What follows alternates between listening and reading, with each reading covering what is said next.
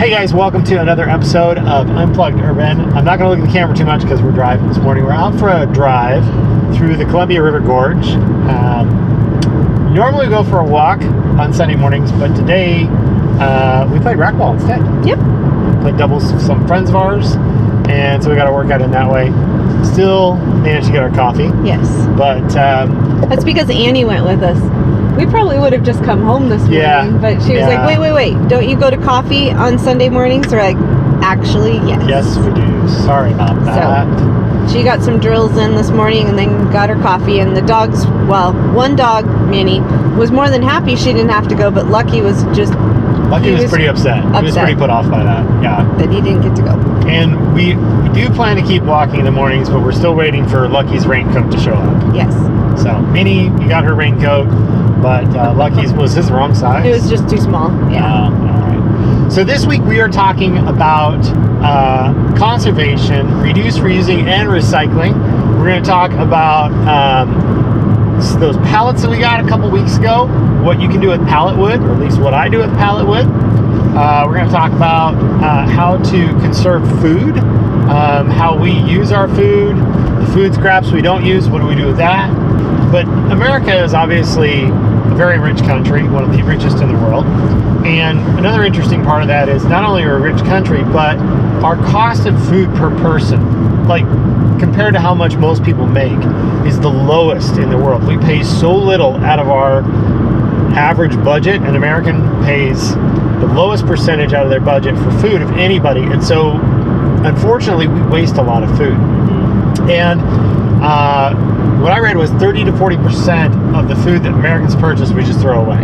And not only is the food, we spend very little on food, but then unfortunately it makes that we have a lot of very cheap, non-nutritious food, healthy choices. Not at all healthy choices, and then it's making people sicker and sicker. Exactly. You know, and obesity is obviously a huge problem, and that's a result of eating poor nutrition, eating the wrong kind of food. One thing to think about too, when you think about food, especially if you grow your own food, food is really energy.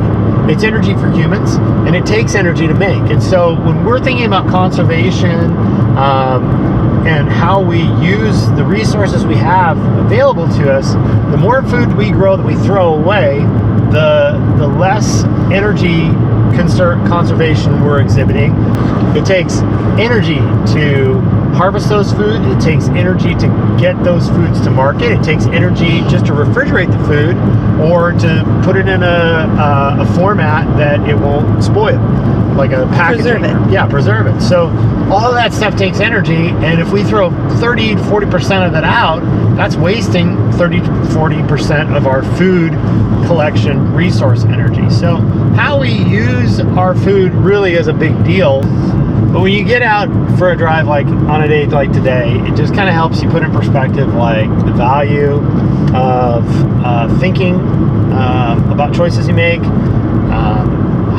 why it's so good to be conservative with the resources that we do have. We really only have one planet Earth, and it's a beautiful one, so we should take care of it. So anyway, we're gonna show you some of those things this week, and we'll see you back in the house.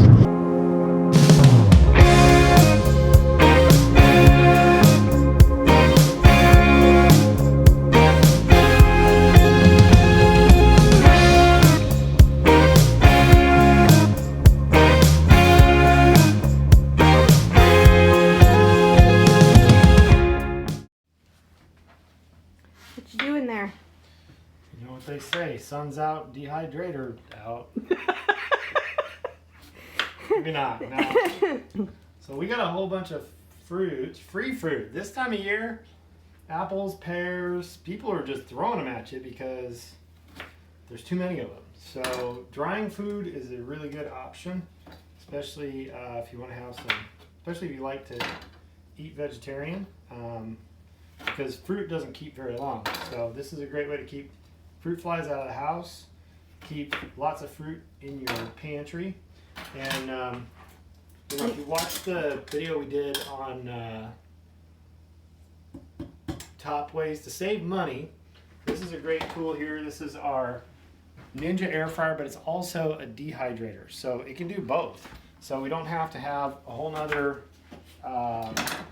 kitchen appliance. We can just use this one, and it doesn't crank them out quite as fast as like a regular dehydrator, but you can get, I don't know, what you can probably get about, I'd say three items, like 3 apples or 3 pears every 4 hours. It's not too bad, and it's more about consistency. And right now, our solar, we look at our solar charge profile, we're only pulling down 600 watts, okay? Because our state of charge is 100%. We pretty much just need enough wattage to run what's going on in the house, because all of the batteries are charged. So we're just letting free energy go.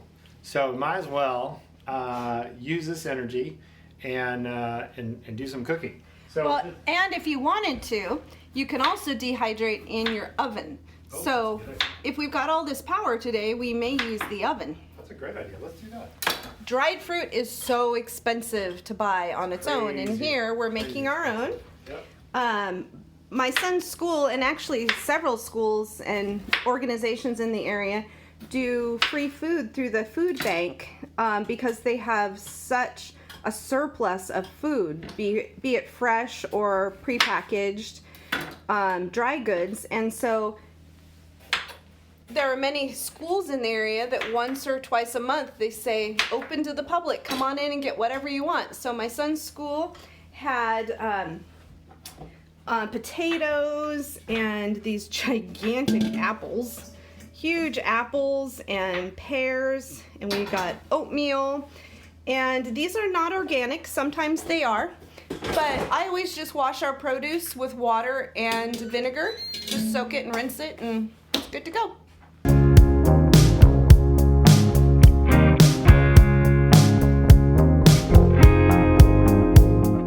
Thank goodness you're home. Turns out, people, if you're drying fruit in the oven, which I never done, I just thought you stuck it in the oven and dried it, you have to leave the door open. So tell them, Danielle. Well, you have to leave the door open, otherwise you're just cooking apples. There's nowhere for the moisture to go. I can't, what's the word? Evaporate or escape. It'll just cook and you'll have very mushy apples. If you're trying to dehydrate them and you don't want them to be applesauce, you have to leave the door open just a little. So like put a wooden spoon in there or something, just so it vents. Thank goodness you're on this show. We'd be in trouble. We could have used them for something else. Yeah, okay. All right, well, crisis averted. Back to cooking.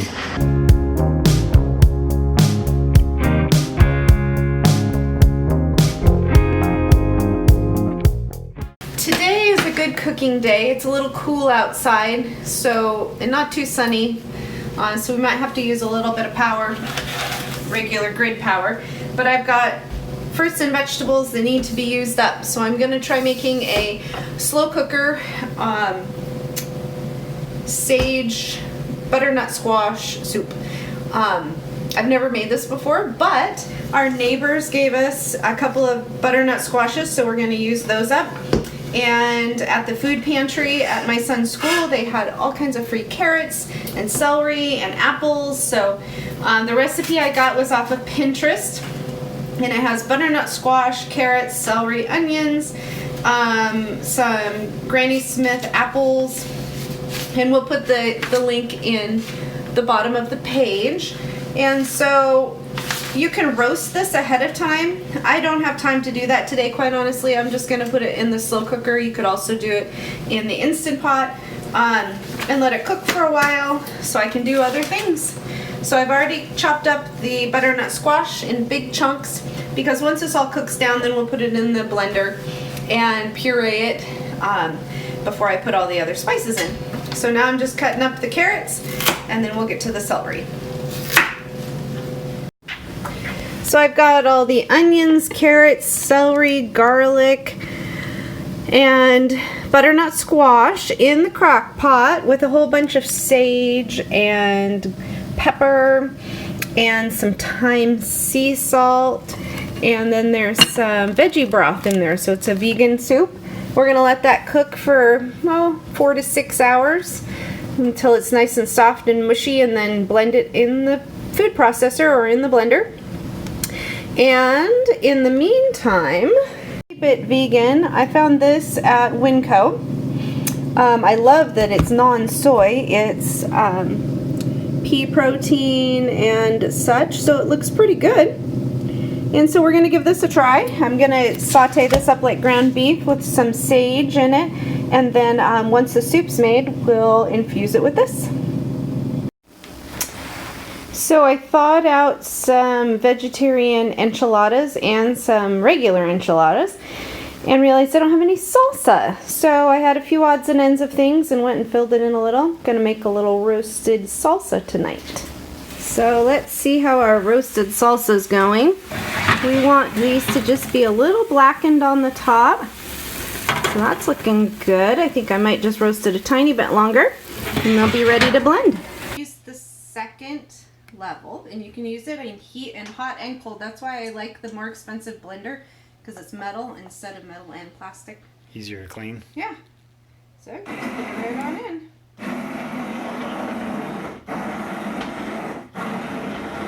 Don't want to raise it up too high because it will screw you. It's literally meant to be inside whatever you're trying to blend. This would be a much easier way to make mashed potatoes. Oh yeah. Very cool. You might remember a couple weeks ago we got some free lumber. Well, we've always told you if someone says they want to give you some lumber, you always say yes. We got some free lumber from some friends of ours that own a yoga studio, and it came in the form of pallets. One thing you want to know about if you are going to accept wood or go gather wood in pallets, don't expect to use the length of the timbers, because these nails are typically barbed and they're much stronger than the wood itself. And what you end up doing is just breaking the wood. So what I always look at is, if I get a pallet, can I think of a project where I'd use a piece of wood like this? Maybe I'll have to join a bunch of pieces together to make a board. That's okay. What we do is we just cut in between the slat pieces. So I'm going to cut from here to here, and I'll show you how I do it. It's pretty fast, pretty simple. I found that breaking up pallets with like a crowbar and a hammer is the most discouraging job you'll ever do, because you just get so little wood out of it. But if you're cool making projects with small pieces of wood, pallets can be great. So we'll show you how we break these up.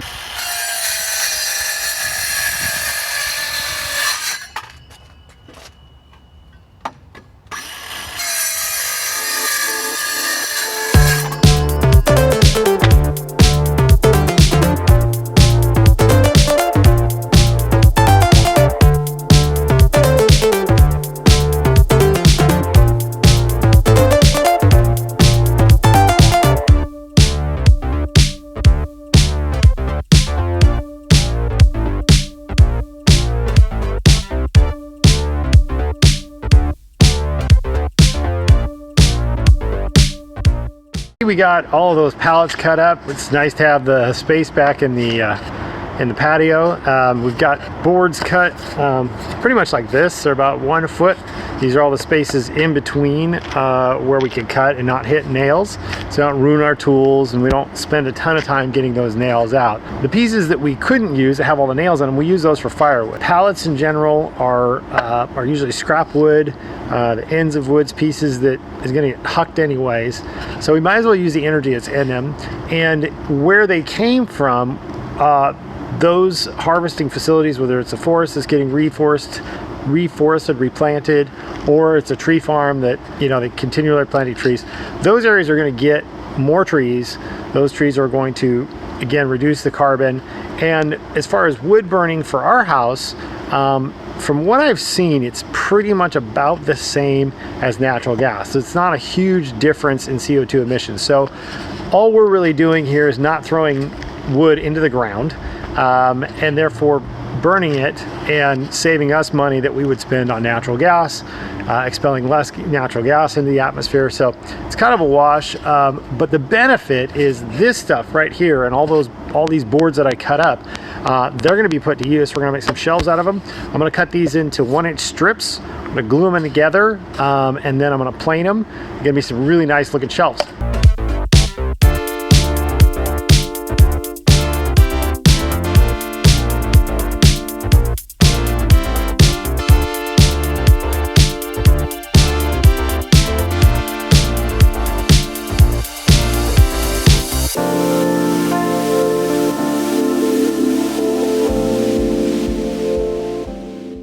And of course, after we're done cutting, there's always sawdust to put in the dog's kennel.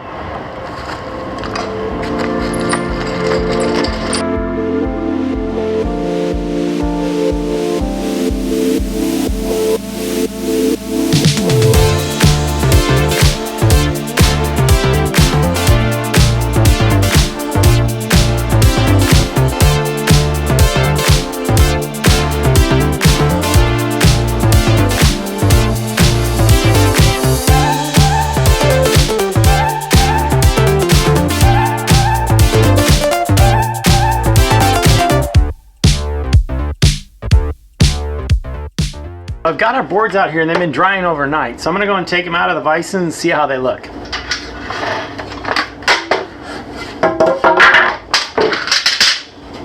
Nice. There's one and two.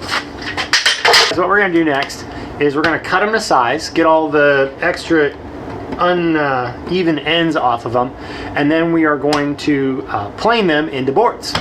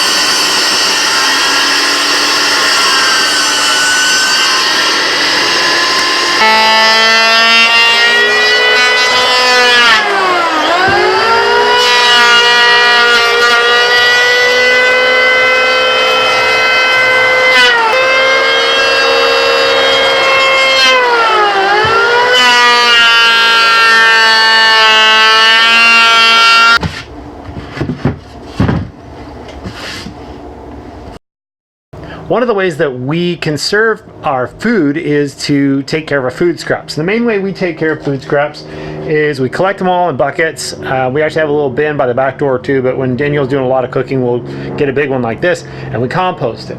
Now our composting process, because we don't have a lot of space and we're always wanting to keep planting new stuff, we want to move really quick. We can turn compost about every week. So every week I can go out to our composter and get brand new compost that's ready to put into our new seedlings or into a bed that we're planting.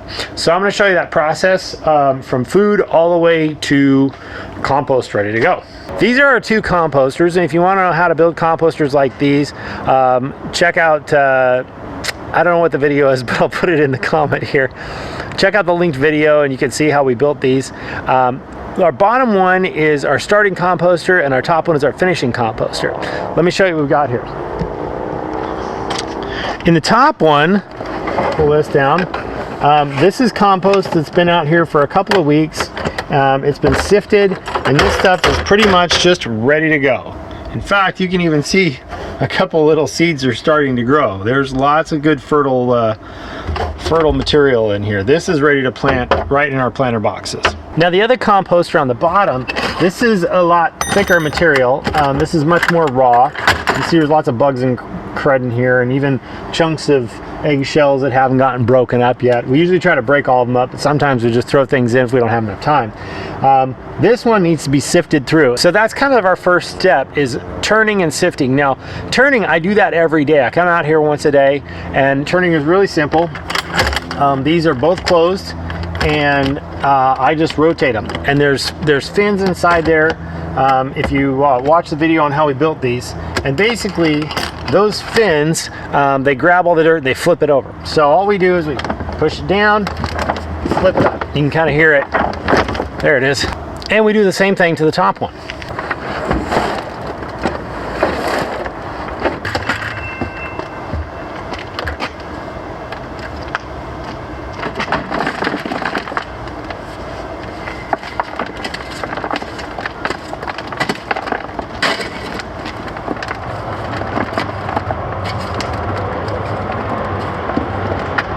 our next step is to take compost out of the starting composter and put it through a sieve and push it around on the sieve. The stuff that falls through goes up to the finishing composter. The stuff that stays in the sieve, we put it in another bucket, and we mix that with our fresh compost that we're going to be making today that we grind up.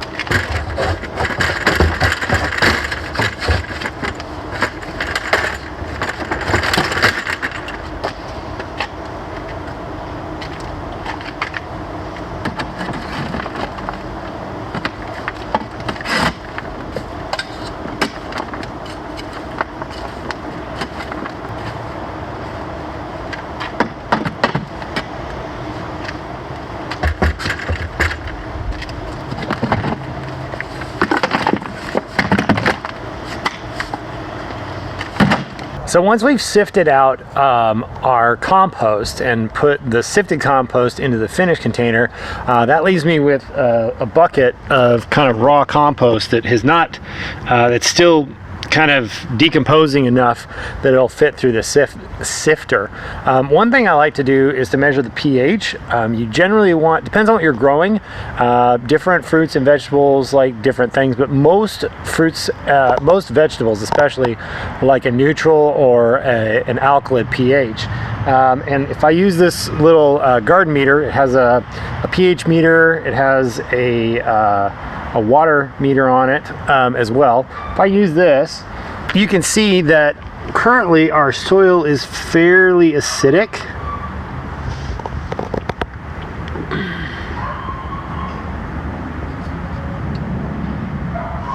And so what I want to do is I want to neutralize that, and the best way to do that is to add carbon.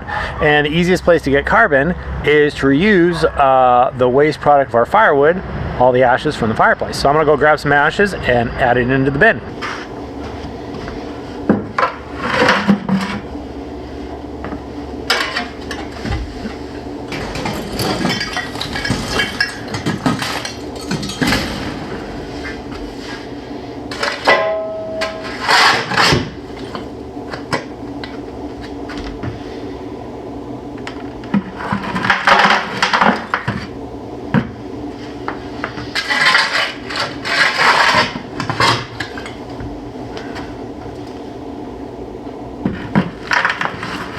So if you're adding ash to your compost and the ash came from pallets or something like that, you want to grab that sieve again, because likely there's a lot of nails in it, and this is a good time to get them out.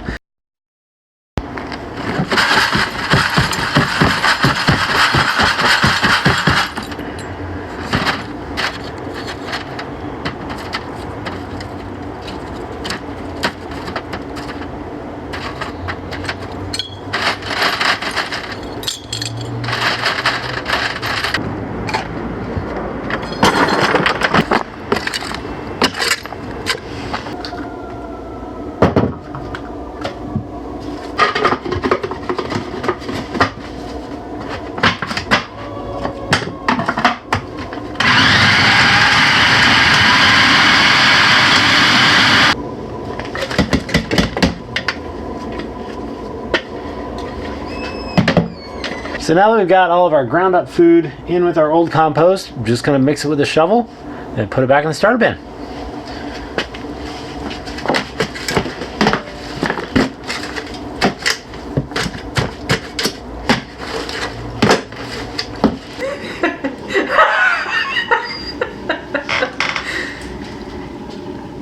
How is it? Mm-hmm. That was good. That was really good. Good. It's got like, it's not meat, but it tastes like meat, but it's not meat. Mm-hmm. Right? Correct. It's like, what was it? It's a pea protein. A pea protein. You want to try some? Sure. I haven't even tried it. It's very good. Yeah, you'd like it. I usually make stuff and I don't eat it. Yeah. That's really good. See? Mm-hmm. Yeah, we'd let you try it, but Okay. it doesn't You have to work make that your way. own. Yeah, YouTube is not quite there yet. We're almost there. Smell-o-vision. You can taste-o-vision. Taste-o-vision. Stop licking your screen. Won't help. It's been a great week. We got all that firewood cut up, And I made a couple shelves. I'll probably be making a bunch more. We got tons of that pallet wood. I probably could make 10 shelves that size. And you're making them really unique. I mean, you could make, there's thousands of ways to use pallets. Yeah. And we're just choosing something fun and unique, and the stuff that is really not something we want to use, that we're using for firewood. Yeah, exactly. Yep. And we got a whole bunch of other food cooked this weekend too. We got a lot of dried fruit done. And we got all the composting done. It was nice to get caught up with that. Everybody got to see how we compost, and hopefully you try something like that. If you want to build your own composter, check out our video that we did. I don't know what number it is, but it's going to be on the screen right here because that's what I do in editing. The compost video to make your own composters, we'll put that on there. But the process is really simple and it goes really fast. Like every week we have brand new fresh compost ready to go. It takes, like I said, about 3 weeks to get everything through the cycle, but every week you're getting new compost. Hopefully we've given you a couple ideas this week on how you can conserve resources, whether that be food, firewood, food scraps. You know, it's really great. That's our life hack. Oh, we made salsa. I made salsa. Salsa! Danielle also made salsa this weekend. I couldn't possibly have only made one thing. That salsa was very good. Doesn't sound like me. That was very It good was salsa. the simplest salsa I've ever made. Yeah. Well, just other than roasted. fresh that you just throw in, but the roasted everybody loved. Yeah. And all I did was throw it under the broiler for a little bit. It's a good life hack. It's simple, affordable, And healthy. tasty. Oh, that doesn't fit in the hack, You but should put a hack. You could put a T in there somewhere. fact. There you go. Tasty, healthy. Affordable. Our life hack this week was conserving resources, and so hopefully we give you a couple ideas from composting to preserving food. You know, that soup you can freeze or you can. The vegetables and fruits that we dried, and we're using scrap lumber for firewood. Hopefully lots of good ideas. And also just looking outside your normal sources. Yeah. I mean, there's so much free, at least in our area, free food out there, quite honestly. And a lot of people really think, oh, you know, I make too much money, or, you know, this or that. This is food that the food banks just literally throw away. And so they are calling people saying, come and take this food. It's perfectly good. Yep. Any income level and whatnot. So sometimes we kind of have to get past ourselves. Yeah. And be okay with doing that. And then you're conserving, you're using somebody, like you said before, that the energy has been used to create this product. So you might as well put it to good use. Yep, exactly. So thanks again for joining us this week. Like we always say, if you like this video, make sure to hit that like button, subscribe to our channel, check out our Facebook page and our website. We've got new blog posts going up this week. Right now, we're going to say... Sayonara. She's Mexican. Oh, what does she say? Adios. Oh. Adios. Adios.